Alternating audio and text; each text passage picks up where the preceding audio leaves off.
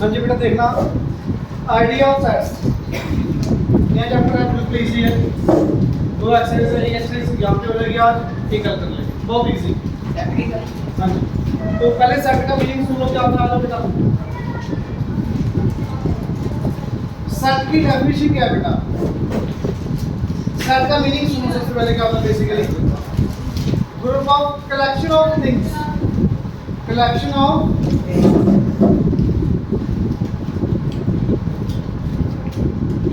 Collection of, please सुनना ध्यान से, कलेक्शन की इसकी well defined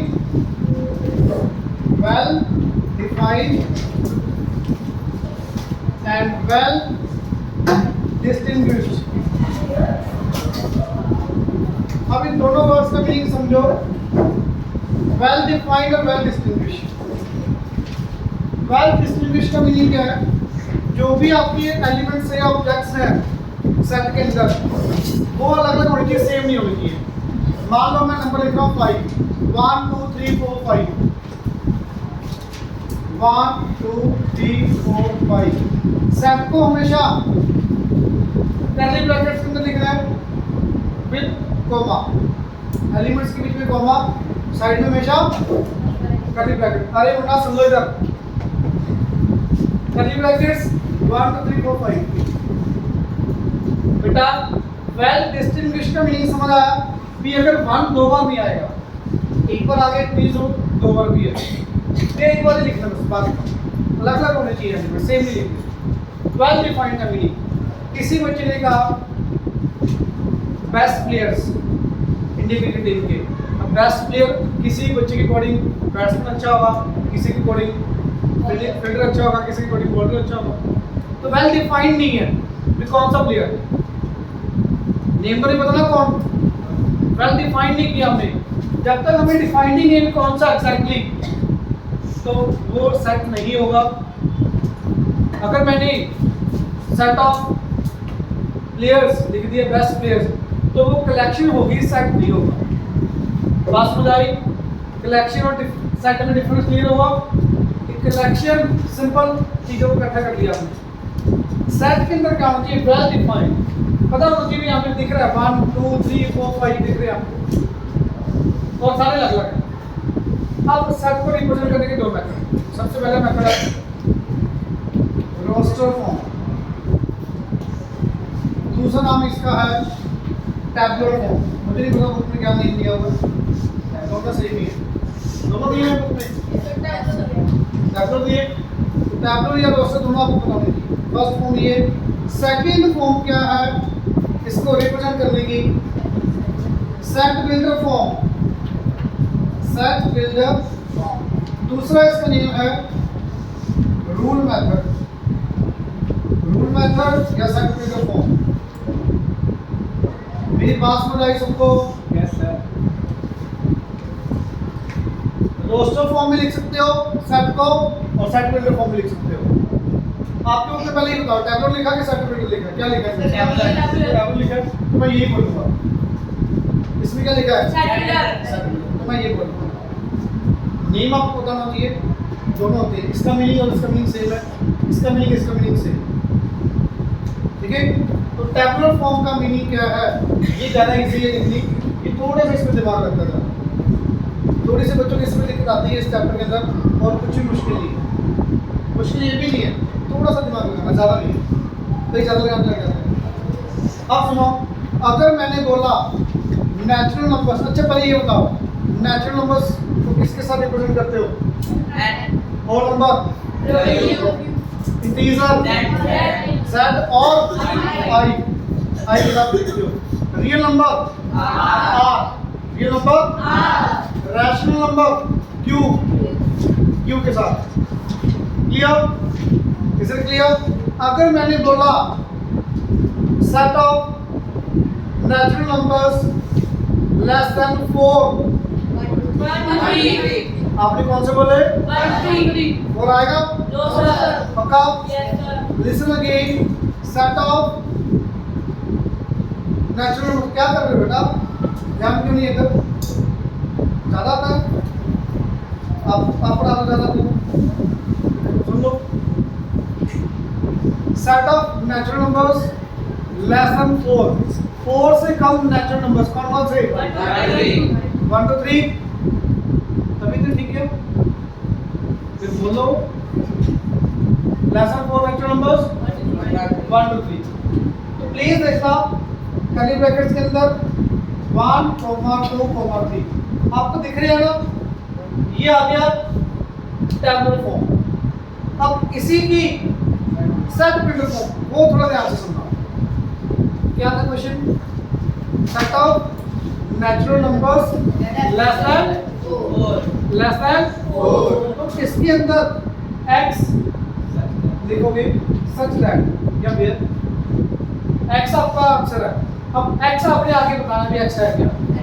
x belongs to, इसका मतलब बिलोंग्स टू x है क्या? Natural number. एंड सारे नेचुरल नंबर नहीं, किससे कम है? 4 से। x लेस देन 4 बस ये आ गया सेट बिल्डर फॉर्म। x आपका आंसर। आगे x को रिप्रेजेंट किया भी x क्या है? वेयर x ये सिंबल किसका? Belongs to natural number. x आपका क्या है? Natural number. But natural number तो वहां से लेके आगे तक चलते जाएंगे। कहां तक जाना है? लेस देन 4 तक। समझ आती बात? ये और ये मीनिंग सेम है दोनों का। ये रोस्टर सॉरी टेबुलर फॉर्म है, ये आपकी set builder form. Anyone doubt? Any questions? Yes. Is it clear everyone? Yes. Anyone doubt? Please देखो question number first. First question का first part. The collection of positive integers less than 6 set है या नहीं है? Solution देख के लिखना ना, क्योंकि मैं रीजन भी पूछूंगा ना। Set of collection of positive integers. Positive integer less than 6 पता कौन सा नंबर होगा? क्या ये सेट है?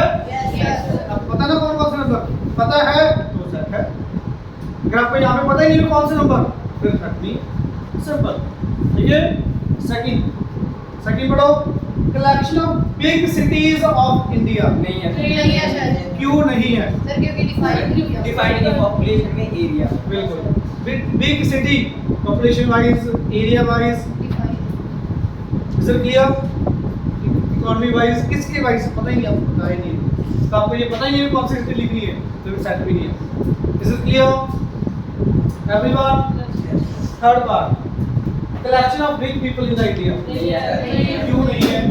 सर ये तो कितनी अमाउंट है वो डिफाइंड के साथ कितनी अमाउंट। आपको ये एग्जैक्ट नहीं पता ना कौन सा कितना ज्यादा, इसके पास कितनी अमाउंट है कितनी है पता ही नहीं। जब तक नहीं पता तब तक आपको सेट नहीं बनेगा। Last collection of integers that are divisible by 3 set है। 3 से डिविजिबल फिक्स नंबर्स है 0, 3, 6 3 0 भी आएगा plus minus 3 plus minus 6 plus minus 9 ठीक है। देखो प्लस माइनस आते जाएंगे। माइनस भी क्यों आया? क्योंकि इंटीजर बोला। इंटीजर नेगेटिव भी हो सकते हैं पॉजिटिव भी हो सकते हैं। 3 से डिविजिबल भी है। तो all these are elements of part 4 set है। ये दिख रहा है? Yes it is a set. ये सेट है ये। हाँ जी फर्स्ट पार्ट पॉजिटिव इंटीजर कौन से होते हैं? 1 2 3 4 5 6 लेस देन 6 1 to 5 तक फिक्स पता लगे ना कौन सा नंबर पता लग गया आपका आंसर। आपको पता ही नहीं क्या आएगा, नहीं पता क्या आएगा तो सेट भी नहीं है। आपको अगर ये पता लग गया कि मैंने क्या लिखना है तो सेट है। अगर आपको ये पता ही नहीं कि मैं क्या लिखूं तो सेट नहीं है। जैसे रिच पीपल है, इसका नाम लिखूं पता ही नहीं। सिटी इसके वाइज कौन सी बड़ी है पता ही नहीं कौन सी है, लिखूंगा क्या? लिखूंगा नहीं तो सेट भी नहीं है। ठीक है। Is it clear? Second question पढ़ो। 6 belongs to A। क्या 6 A के अंदर है? Yes sir. True or false? 7 not belongs to A। 7 अरे मैंने सेकंड पार्ट भी करवा दिया, फर्स्ट पार्ट भी करवा दिया, नींद में बैठा हुआ है और कोई नहीं बोलेगा थर्ड पार्ट देख। 2 belongs to A है, पता है कौन सा क्वेश्चन है? हाँ 2 A के अंदर है, चेक कर पहले है। 3 belongs to A है, 5 belongs to A है, तीनों है, ट्रू है कि false? Is it clear? 1 2 3 belongs to A। अच्छा ये किसी बच्चे को पता है फॉल्स क्यों है? एक सेट दे दिया था हमने बनाया यस सर सेट में एक जब दोनों साइड सेट होता है ना बेटा, तब बिलोंग्स टू कभी नहीं आता, तब आता है सबसेट का सिंबल। सबसेट लेसन का सिंबल नहीं है, वो लेसन का ये होता है। सबसेट का मतलब उस बड़े सेट में से कुछ छोटा सेट आया, बड़े सेट वाले का पार्ट सबसेट। वो कैसे करेंगे रिलेक्सेस में आता है। फिलहाल यहाँ पे belongs to it is false. False क्यों बेटा? ये भी सेट, ये भी सेट। तो अगर दोनों साइड सेट आ रहा है तो वहां पे बिलोंग्स टू नहीं आएगा, वहां पे सबसेट या सुपरसेट आएगा। Clear? Is it clear? Belongs to कब आता है? जब एक साइड सेट, एक साइड एलिमेंट। क्लियर? फोर्थ हो गया। फिफ्थ 6 belongs to A है? Yes, sir. 8 belongs to A? No, sir. False. Clear? Is it clear? Yes Third question. Last 3 months of year. लिख दो भाई कौन कौन से? Yes, sir. October, November. अक्टूबर, नवंबर, दिसंबर। Set के अंदर। Clear? Second, set of angles of triangle ABC. Angle A, angle B, angle C. मैं ज़्यादा पास करवा रहा हूँ? No, sir. बिल्कुल सिंपल है। थर्ड पार्ट, हाँ जी, इशारा बताएगा। Set of even integers between 25 to 35. Very good. 26, 28, 30, 32, 34. आगे बस 35 से पहले और 25 के बाद। Even numbers लिख दोगे ब्रैकेट्स के अंदर। Yes, sir. थर्ड क्वेश्चन निकल गया आपस से? ये समझ आ गया सबको? Yes, अब sir. फोर्थ सुना दे आपसे set breaker form. Set breaker form क्या है? Question number 4, please listen carefully. क्या दिया हुआ है? सेट ब्रेकर फॉर्म लिखना है। Set of even integers between 11 and 21. First part, x where x belongs to, क्या लिखोगे? अच्छा सुनो, इवन नंबर को किसके साथ रिप्रेजेंट करते हैं हमेशा? आपको कैसे पता लग गया इवन नंबर है? जब वो 2 का मल्टीपल आए तो मैंने क्या लिख दिया? x इक्वल टू 2 है। क्या लिख दिया? x इक्वल टू कॉमा, अब n की वैल्यू 1 होगी तो 2 आ गया, n की 2 होगी तो क्या बन जाएगा? बट आपका पहला इवन नंबर क्या होगा इनकी अकॉर्डिंग बताओगे? 12. 11 और 21 की रोस्टर फॉर्म लिखनी बहुत इजी है, सबको पता है रोस्टर फॉर्म क्या आएगी? ये रोस्टर फॉर्म आ गया आंसर। बट इसकी सेट बिल्डर फॉर्म ये बहुत इंपॉर्टेंट है। It's divided by 2. अब ये सारी 2 से डिविजिबल है तो आपने 2 ने लिख दिया। n की वैल्यू कहां से लेके कहां तक होगी थोड़ा दिमाग लगाओ। n की वैल्यू 6 से देखो 6 होगी वैल्यू, यस सर 6 होगी तो क्या बन गया? 7 होगी तो 40, 8 होगी तो 9 होगी तो 10, 11 हो सकती है। तो या तो लेसन 11 लिख दो या इक्वल टू आके 10 लिख दो। ये आपकी विश, ये आपकी विश। लेसन इक्वल टू 10 लिखना है या लेसन 11 लिखना है, दोनों का मीनिंग सेम ही होगा ना? कि 11 से छोटा या 10 के इक्वल। तो आप बताओ क्या लिखना है? ये लिखना है। और x n क्या है? ये आपकी मर्जी, इंटीजर नेचुरल कुछ भी लिख दो। इंटीजर तुम्हें क्या दिया? कोई कुछ होगा इंटीजर लिख लो, नेचुरल लिख लो, होल नंबर। क्योंकि 6 से लेके 11 तक नेचुरल नंबर भी होते हैं, इंटीजर भी होते हैं और फिर होल सब कुछ होता है। इंटीजर भी है, नेचुरल नंबर भी है, whole. Clear? Is it clear? अगर दिमाग यहाँ पे बेटा इवन नंबर कब होता है? जब 2 का मल्टीपल होगा। मैंने 2 का मल्टीपल कर दिया, मुझे नंबर कौन सा चाहिए? सबसे पहले 12,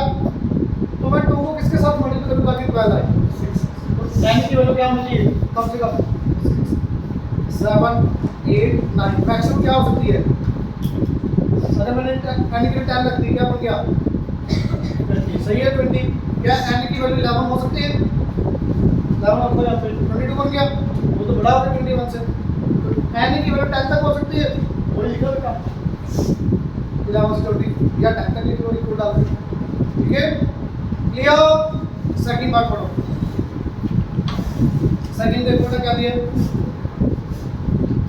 set of whole numbers that are divisible by 6 less than 48 समझ आ रहा divisible by 6 ऐसा कौन सा नंबर जो कि 6 से divisible होंगे 6n मतलब 6 से divisible होंगे n की वैल्यू कहां तक होगी n की वैल्यू 1 पुट करो होल नंबर 0 पुट कर सकते हो 0 पुट करो 0 divisible है 6 से यस क्या 6 divisible है 6 से 12 16 18 24 सारे हैं ना 6 के टेबल कहां तक 48 से कम तो कोई बच्चा बता सकता है कि n की वैल्यू क्या होगी less than 8 n belongs to whole क्यों ऐसे लिखा है कैसे दिमाग में आएगा 48 से कम बोला 48 कब आएगा जब यहाँ पे n की वैल्यू क्या होगी 8 6 48 तो 48 से कम बोला है मैंने 8 से कम लिख दिया आप यहाँ पे अगर आपका मन करे आप ये भी लिख सकते हो less than equal to 7 या 7 से कम तो या फिर आप 8 से कम लिखो ये ज़्यादा बेटर है क्योंकि बुक में जैसे 48 है तो 48 भी बन गया 48 से कम समझ आ गई बात इसे क्लियर 6 से डिविजिबल बोला होगा या 6 का मल्टीपल सेम बनेगा अगर यहाँ पे डिविजिबल की जगह मल्टीपल भी लिखा होता तो भी सेम ही आता इतनी समझ आ रहा बेटा पक्का इधर पीछे आगे देखो फैक्टर्स ऑफ 30 बहुत इजी है सिंपली ये तो सीधा लिखना है फैक्टर्स के लिए सिंपल है x is factor of factor के लिए सीधा ही आता हमेशा ठीक है क्लियर सीधा x फैक्टर्स के लिए सीधा आएगा इसकी रोस्टर फॉर्म क्या होगी 1 2 3 5 6 10 15 30 मतलब किस किस के टेबल में ये आ रहा है 30 किस किस के टेबल में आ रहा है ये फैक्टर्स ये कौन से फॉर्म ये कौन से फॉर्म टैबुलर फॉर्म या रोस्टर फॉर्म क्लियर आगे अगले हो जाएंगे तो क्वेश्चन ट्राई करना आप 6 क्वेश्चन देखो बेटा 9 देखो टाइम किसके पास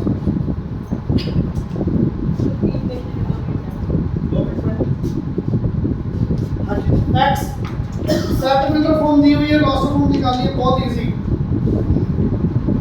here x is equal to n upon n plus 1 comma n belongs to natural number and n less than equal to 9 less than equal to 9 कौन कौन से नेचुरल नंबर होंगे 1 2 3 up to 9 पहले 1 put करो बताना x कितना आया 1 put करो 1 by 2 पुट करो यहाँ पे 3 पुट करो 4 पुट करो 5 पुट करो 6